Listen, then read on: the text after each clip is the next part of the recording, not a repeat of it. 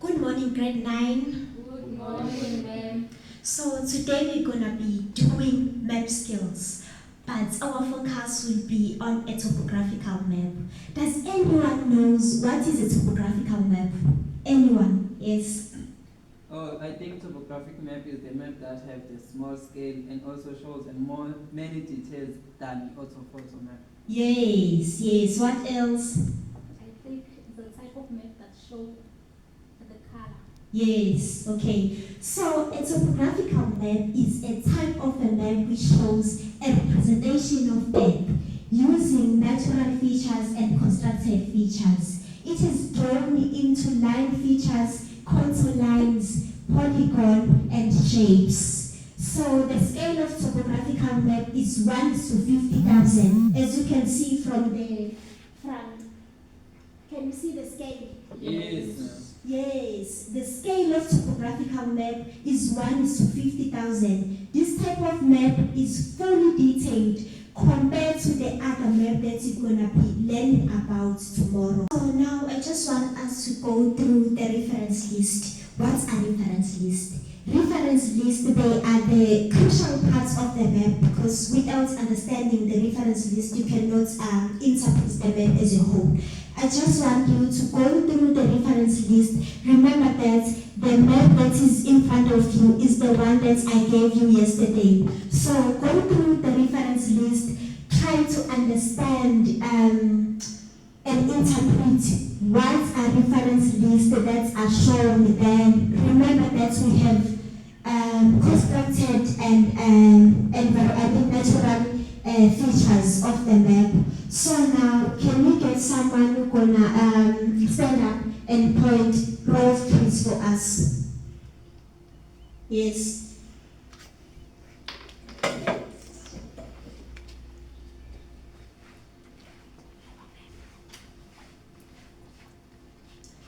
Do we agree, class? Yes. Yes. That's a row of trees. Moving forward. So now I just want us to go through the natural features and constructed features. What are natural features?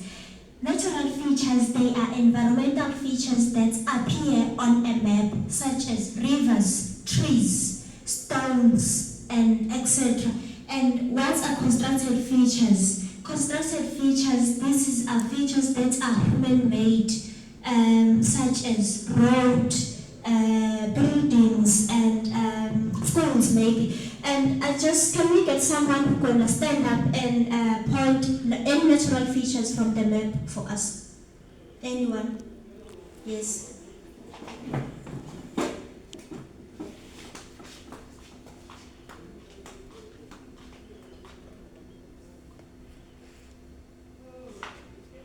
Yes. Can you get someone who's gonna point a constructed feature?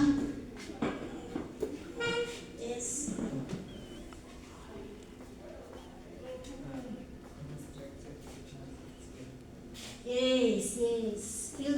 Buildings, they are the constructed feature because they were made by someone, you know? Yes. So now I just want us to go through the height clues. Remember that the Earth is a 3D shape. What is a 3D shape? It is an object on the area that shows the length, the height, and the breadth. So since the topographical map is a 2D shape, it does not show the height. So now I just want us to go through the height clues. Remember that the height clues, they are used to show or represent the height on a topographical map since it is a 2D shape. What are height clues? Height clues are talking about the contour lines, spot heights, trigonometrical beacons, and benchmark. So I just want us to go through the contour lines. What are contour lines? Contour lines, they are brown line on topographical map.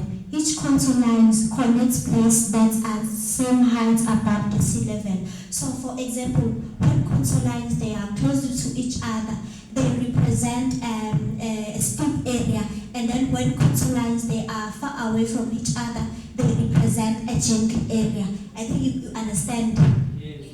Yes. So now I just want us to go through the characteristics of contour lines. Concentric cycle, they represent a hill. Even spacing, they represent uniform slope. Widely spaced, they represent a gentle slope. And then flat hilltop, they represent a widely spaced at the top. And widely spaced at the top. And then close together, they represent a steep slope or a cliff. These are examples of contour line. Can you see it? Yes. When the contour lines, they are steep, they represent, and when contour lines, they are closely located, they represent a steep area, and then when they are far away from each other, they represent a gentle area.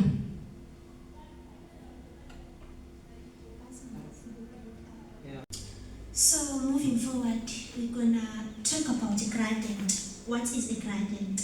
Gradient is a measure of how steep or how gentle the slope is. It is the rate at which the slope is rising or falling. Gradient is the relationship between the height and the distance. So now we're gonna go through the step of how to calculate the gradient. First step, calculate the difference in height by subtracting the lowest height from the highest height. The answer must be in meters. First of all, you have to remember that in topographical map, we use 500 meters. And then when calculating, we will subtract 682 minus 346. What is the answer? Answer 366 meters. Yes, 336 meters. Step 2, measure the distance in centimeters. For example,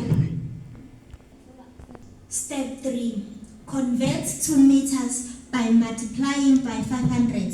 If you are working with a topographical map, 1 is to 50,000, or by 100 if you are working with an orthophoto map, 1 is to 10,000. Since we are working with a topographical map, we have to convert by 500. Let's convert. 6,8 times 500. What is an answer? Yes.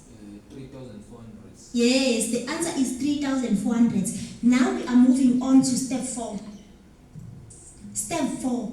Write the two answers as a ratio, vertical or horizontal equivalent. What's our answer as a ratio? Yes. The answer is 336 meters into 3,400 meters. Yeah. So the answer is 336 into 3,400. So step 5, divide both sides of a ratio by the vertical interval. This is so we can get a ratio of 1 is to a relative number, in other words, distance. So let's divide now.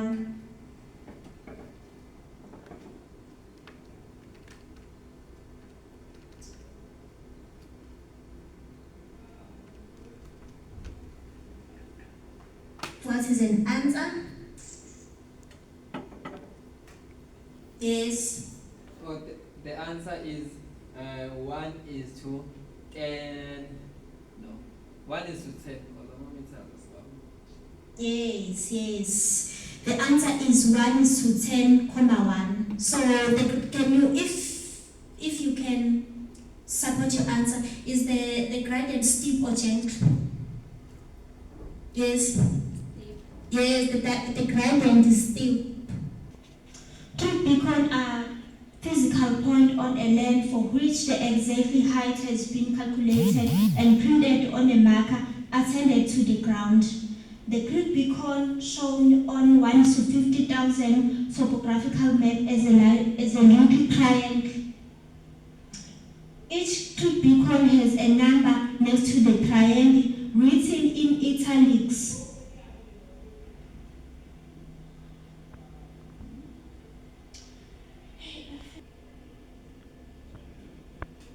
The exact height of a lamp is shown below the triangle.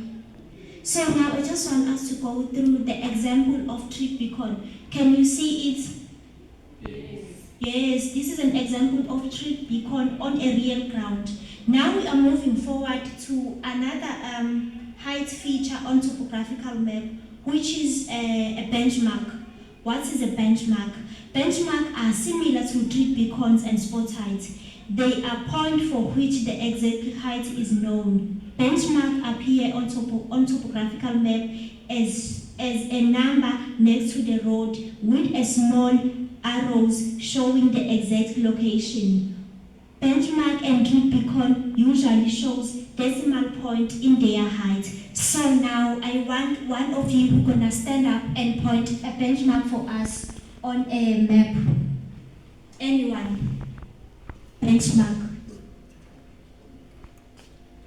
Yes.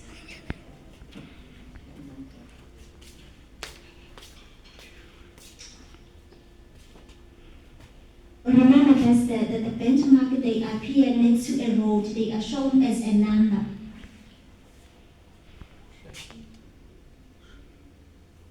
Yes, that's a benchmark.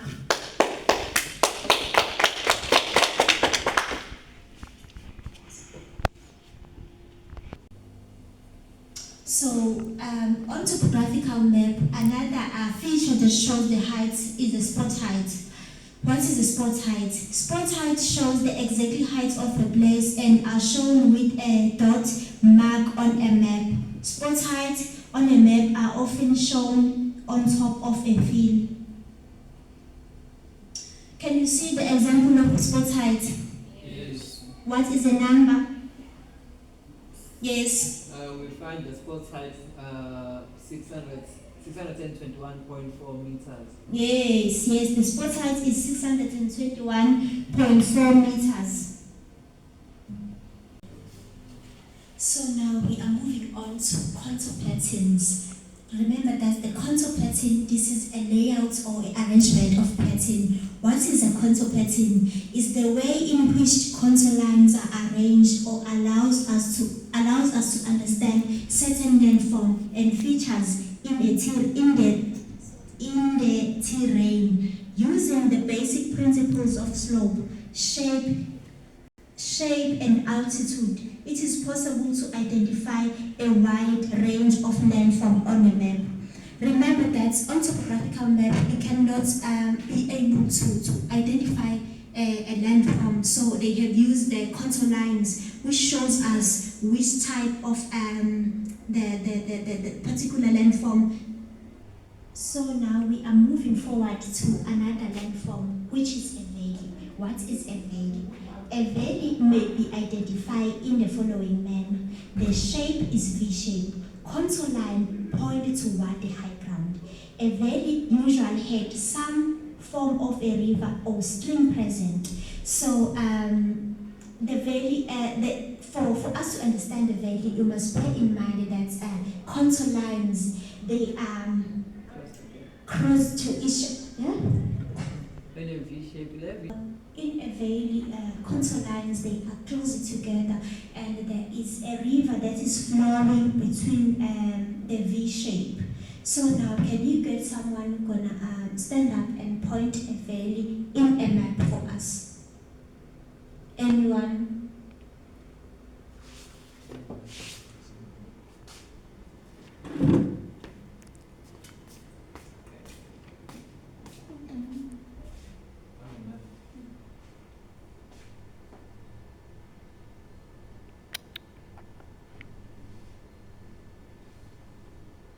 This is a valley.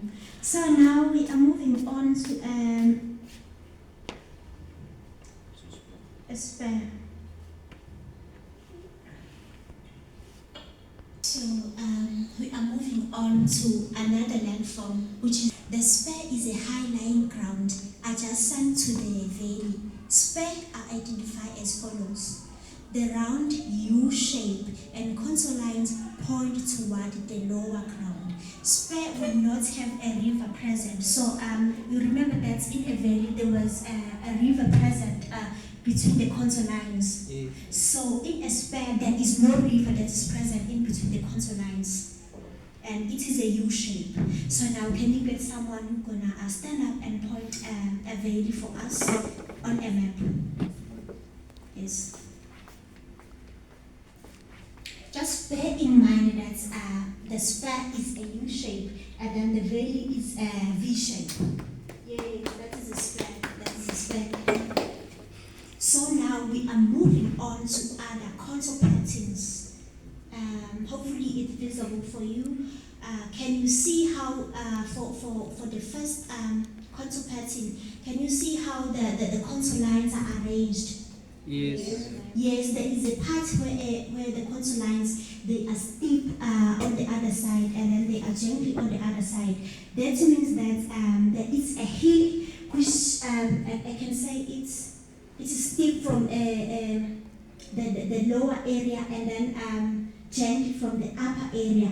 Can you see the second contour pattern? Yes. Can someone describe for us how does the second contour pattern look like? Anyone? Yes. Yes. It is a hill. Yeah, it is a hill. As you can see, the contour lines are concentrated on the top. Yes, the contour lines, they are closely located on a top, which symbolize a hill. Because remember that the wider the contour lines, the gently the gradient, and then the steeper the contour lines, the steeper the gradient. So now we are moving on to the third contour, the third pattern, the third contour pattern. Can you get someone who gonna describe for us how does the third pattern look like? Anyone? Yes. From the third example, I can see contour lines are close together from the sides. Then there is a flat area between two mountains. So you can see that there is a two mountains and there is Yes, there is a flat area between two mountains. As you can see that contour lines, they are far apart from each other, and then there is a space between two contour lines. So what about the third contour pattern? I mean, it's a fold, yes, fold pattern. Anyone? So now we are moving on to fourth contour pattern. Can you get someone who's gonna describe for us how does the fourth contour pattern look like? Can I try again, ma'am? Yes. So I think from the left hand side you can see contour lines are close together. Yes. That represents a steep slope, which is you can see even to the next example. There is something that the slope it is like a hill. Yes, So it is a then hill. from the right hand side. Yes. So from the right hand side you can see the contour lines are far apart to each other. That represents a flat place. Thank you. Yes, it represents a flat place from the other side. So now we are moving on to fifth contour pattern. So can you get someone who's gonna describe for us how does the fifth contour pattern look like? Anyone?